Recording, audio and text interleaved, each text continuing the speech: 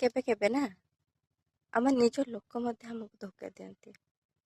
ଏଇ ଯେମିତି ଏଇ ଆଖି ଆମର ବହୁତ ନିଜର, ଫିର୍ ବି ସେ ଆମକୁ ଧୋକା ଦିଏ। ଯେମିତିକି ଆମେ ଗୋଟେ କଥା ଦେଖନ୍ତି, ଏଇ କଥାଟା ୟା ସହିତ ହେଇଛି, ବଟ୍ ସେଇ କଥା ତଳେ ନା ତା ଭିତରକୁ ଗଲେ ବହୁତ କିଛି କଥା ଥାଏ।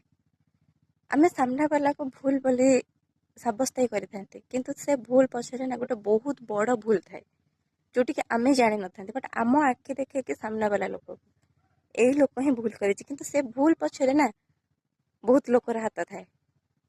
ସେଇଟାକୁ ଆମେ ଦେଖିପାରନ୍ତିନି।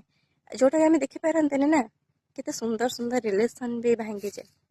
2 ବର୍ଷ 2-3 ବର୍ଷ ଏମିତି 2 ମିନିଟ୍ରେ ଭାଙ୍ଗିଯାଏ। କେତେ ସୁନ୍ଦର ସୁନ୍ଦର ରିଲେସନସିପ୍। ତେଣୁକରି ଆଖି ବି ଆମକୁ ଧୋକା ଦଉଛି। କାହା ଉପରେ ଆମେ ଭରସା କରିବା?